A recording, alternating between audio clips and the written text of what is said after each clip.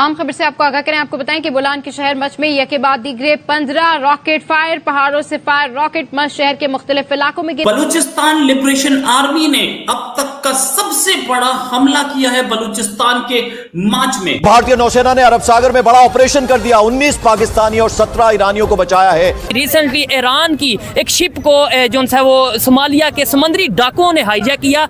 Indian navy ने जिस तरीके से बहादुरी से 17 के करीब जो से ईरान के क्रू मेंबर हैं उन्हें बचाया। बलूचिस्तान का इलाका मच, जहां पर सिक्योरिटी फोर्सेस ने दहशतगर्दों का हमला जो है वो पसपा करके उन्हें भागने पर 45 आर्मी के लोग या पाकिस्तानी सिक्योरिटी फोर्सेस को लोग मारे जा चुके हैं, ऐसा बीएलए ने प्रेस रिलीज निकाल के बताया। फिर एटम बम की बात आ गई, अब सर दुनिया हंसने लगी है हमारे एटम बम। तो हम इसे अब हंस रहे हैं ना, इसलिए कि हमारे मुसलमान भी दुश्मन है। अभी मैं इंडियन नेवी को और इंडिया के लोगों को जो अप्रिशिएट करना चाहूंगा कि देखिए जिस तरह इन्होंने इंसानी जानें बचाई। जबरदस्त, देखिए सर, बड़ी हिम्मत वाली बात है कि आप पाकिस्तान में खड़े होकर इंडियन नेवी को अप्रिशिएट कर रहे हैं। भारत की नेवी की इसलिए तारीफ हो रही है क्योंकि इन शिपों के अंदर पाकिस्तानी थे।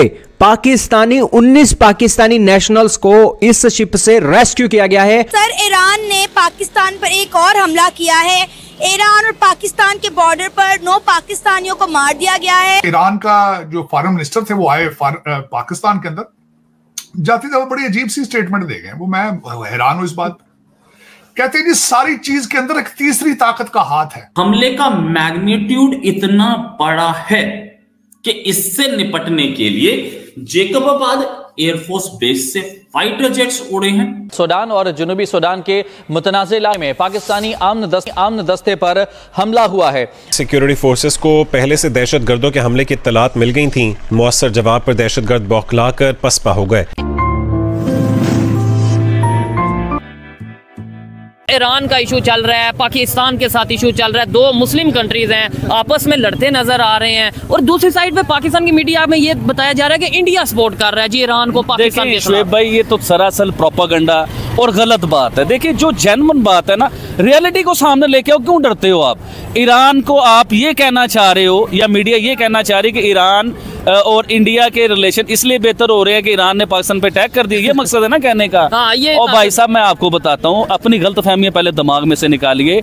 ईरान से इंडिया उस टाइम में पेट्रोल ले रहा था कि जब पाकिस्तान का कोई कॉन्सेप्ट नहीं था और पूरी दुनिया ने मना कर दिया था ईरान से पेट्रोल लेने के लिए। अमेरिका ने मना किया था। जी सर, मैं मुख्तलिफ तरीके से बताता होता हूँ कि पूरी दुनिया से जब मना कर दिया गया कि ईरान से पेट्रोल नहीं लेना, इंडिया उस टाइम भी पेट्रोल ले रहा था। इंडिया उस टाइम भी देखे ना जिस तरह पोर्ट बनाया ईरान में। मैं सर वही बताने लगा हूँ।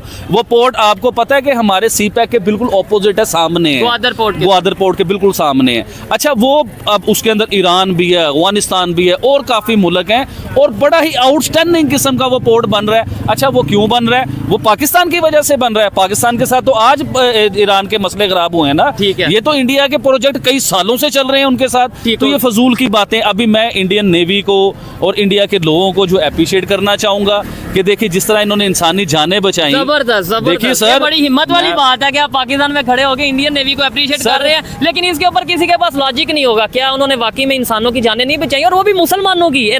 ईरान के जो क्रू मेंबर थे, इसके ऊपर तो कोई आप में से ब्लेम भी नहीं कर सकता पाकिस्तान से कि भाई आपने इंडिया के फोर्सेस की तारीफ कर दी। आज मैं इंडिया के, देखिए मैं पूरी ऑडियंस को, पूरे पाकिस्तान को बताना चाहूंगा, पूरी दुनिया को, हम सिर्फ इंडिया की तारीफ नहीं करते, जो कुछ कर रहा हो हम उसकी तारीफ करते हैं। ठीक है। अभी आज ही पाकिस्तानी फोर्सेस के ऊपर सर, हम पाकिस्तानी फोर्सेस की शुरू में हमने बताया है कि जिस तरह बलूचिस्तान वालों के साथ हो रहा है, लेकिन जहां उनकी तारीफ है हम वो भी करेंगे, क्यों नहीं करेंगे। सर शहबाज शरीफ साहब तो अभी भी कह रहे हैं कि नवाज शरीफ साहब ने जो इकोनॉमी को ठीक करने का प्लान बनाया था वो लेके भारत ने अपना सब कुछ ठीक कर लिया। बहुत सही कहा, बिल्कुल ठीक है, बहुत सही कहा। उन्होंने तो ये भी फरमाया था कि चांद पर हमने जाना था। आए हाय, चांद पे कहते चांद के ऊपर तो प्लाटिंग जाके हमने करनी थी भाई, शरीफ कॉलोनी बनानी थी वहां पे जाके। बैरिया टाउन वाले तो भाईजान भाग गए हैं। कहते हमने जाके वहां पे इत्तेफाक जो कॉलोनी का बुनियाद रखनी थी चांद पे, हमने तो प्लाटिंग कर ली थी। ये तो भारत चोरी करके ले गए। भाई वाह, भाई वाह, भाई आफरीन है, तालियां बजनी चाहिए इस पे बेशक। लेकिन उसमें आरज़ू, ये तो इनकी तो हर चीज चोरी हो रही है ना, क्योंकि चोरों की चीजें चोरी होती हैं। देखिए ना, आप देखें, 2 चीजें बताऊं, जो आप खुद होंगे आपको नजर आएगा कि हर बंदा वही काम कर रहा है। कि चोरी कर रहे हैं। यार देखो ये चोरी करके ले गए, हम भी ये कर लें, ये चोरी है यार, डाका है, क्योंकि सारा 76 सालों में यही कुछ हो रहा है। बलूचिस्तान लिबरेशन आर्मी ने अब तक का सबसे बड़ा हमला किया है बलूचिस्तान के माच में। वो बोलान इलाका है जहां पे माच में हमला किया है। यह हमला करीब 70 किलोमीटर के रेडियस में किया गया है। इसमें भारी संख्या में बीएलए के आदमी हैं। किस किस के आदमी हैं? बीएलए की जो मजीद ब्रिगेड जो कि सुसाइड अटैक वो जो कि करती है, सुसाइड यूनिट है वो, साथ में STOS special tactics operation squad, फतह स्क्वाड और इंटेलिजेंस विंग, ये बलूचिस्तान लिबरेशन आर्मी की विंग्स है। इन्होंने मिलकर किया है दारोए बोलन। 45 आर्मी के लोग या पाकिस्तानी सिक्योरिटी फोर्सेस को लोग मारे जा चुके हैं, ऐसा बीएलए ने प्रेस रिलीज निकाल के बताया। यह भी बताया कि इतने बड़े हमले में हम लोग इन्वॉल्व हैं और पाकिस्तानी आर्मी के बहुत सारे लोग हमने अरेस्ट कर लिए थे, उनको धमकी दी गई, उनको समझा दिया गया कि हमारा ऑपरेशन चल रहा है। बीच में घुसने की कोशिश की तो अब की बार तुम भी जिंदा नहीं बचोगे। बहुत तगड़ा अटैक, बहुत बड़ा अटैक, और अभी तक ये अटैक चल रहा है। इस हमले के लिए जिम्मेदार कई हैं, नो डाउट अबाउट, मतलब बहुत सारे लोग हैं इसमें, बहुत सारे क्या बोलूं, बहुत सारे फ्रीडम फाइटर्स बहुत सारे हैं। संख्या मुझे नहीं पता कितनी है, अभी तक बीएलए ने डिस्क्लोज भी नहीं किया। ठीक है, बीएलए के साथ साथ और भी कई ऑर्गेनाइजेशन दी हैं इसमें, लेकिन बीएलए ने जो प्रेस रिलीज निकाली मैं उसको बात कर रहा हूं। जितने लोग मारे गए हैं उनकी बॉडी ये बोला है कि हमारी कस्टडी में, हम लोगों के पास है, लेकिन हम आपको देंगे तब जब हमारा मन करेगा। साथ में जितने लोगों को पकड़ा गया था उनको हम लोगों ने धमकी देके निकाल दिया है। हाँ, ये जो ऑपरेशन, इसमें फियर्स क्लैशेस चल रहे हैं और ये 70 किलोमीटर के रेडियस में हमला कहां का हुआ है? मच की जेल पे, रेलवे स्टेशन पे, थाने पे और फ्रंटियर कोर पे। पाकिस्तान को समझ में आ गया कि इतना बड़ा हमला है। पाकिस्तान ने उसके बाद क्या किया? पाकिस्तान ने क्वेटा जो एरिया है, क्वेटा रीजन, उसके सारे हॉस्पिटल्स को इमरजेंसी में लगाया, सारे इमरजेंसी में डिक्लेयर कर दिया। वहां पे जो लोग घायल हैं, जो हैं वो पहुंच रहे हैं, लेकिन बीएलए ने सारी रोड्स ब्लॉक कर दिए, कोई एड नहीं पहुंचने दे रहे अंदर। उनका ऑपरेशन जारी है। उनके ऑपरेशन का मिशन क्या है अभी तक नहीं पता है। उनके ऑपरेशन में आगे वो क्या करने वाले ये भी नहीं पता। क्या इस एरिया में वो ज्यादा देर रहने वाले? नहीं, ज्यादा देर नहीं रहने वाले।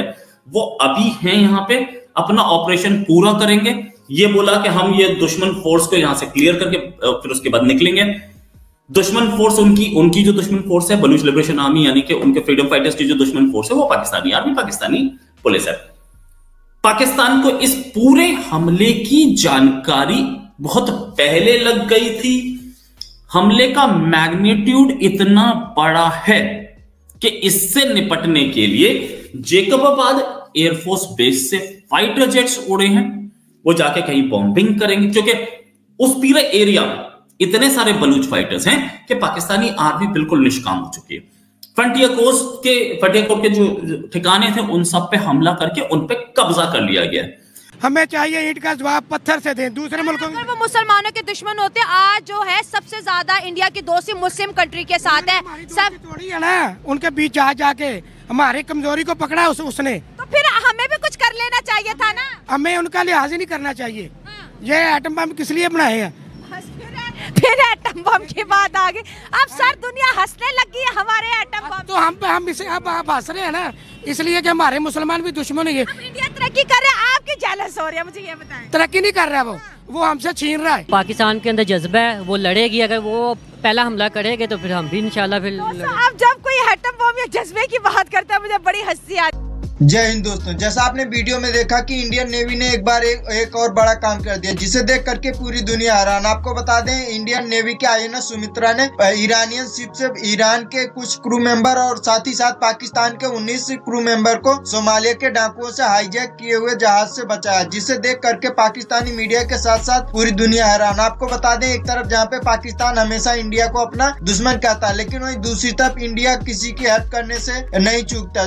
इंडिया हमेशा ह्यूमैनिटी के लिए हर दूसरे देश की हेल्प करता रहता है। यही कारण है कि जब ईरान के शिप पे हमला हुआ तो ईरान के शिप ने नजदीकी इंडियन नेवी को इन्फॉर्म किया, जिसके बाद इंडियन नेवी ने जाकर के उन लोगों को बचाया। वहीं दूसरी तरफ पाकिस्तान के अंदर BLA ने पाकिस्तानी आर्मी और पाकिस्तानी पुलिस के ऊपर बहुत तगड़ा अटैक किया, जो कि अब तक का बताया जा रहा सबसे तगड़ा अटैक था, जिसमें पाकिस्तानी आर्मी के 45 जवान शहीद हुए। और BLA ने यह रिपोर्ट भी जारी की है, जिसे देख करके पाकिस्तानी मीडिया में हड़कंप मचा हुआ। आपको बता दें, हमेशा BLA के लोग पाकिस्तानी आर्मी के ऊपर अटैक करते रहते हैं, जिसमें पाकिस्तानी आर्मी के जवान शहीद होते रहते हैं। आपको यह वीडियो कैसा लगा कमेंट में जरूर बताएं, और ऐसे ही मजेदार वीडियो देखने के लिए हमारे चैनल को सब्सक्राइब करना ना भूलें। जय हिंद, जय भारत।